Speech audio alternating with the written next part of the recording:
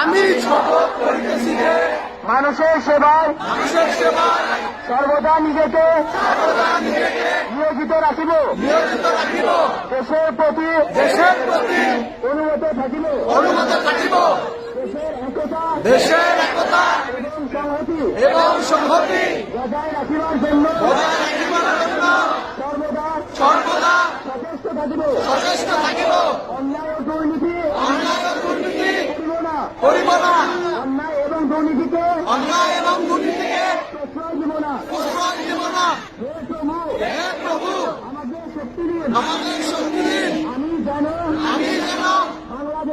বাংলাদেশের সেবা করিতে পারি এবং বাংলাদেশকে একটি শক্তিশালী রাষ্ট্র হিসাবে গড়ে তুলতে পারি। আমিন।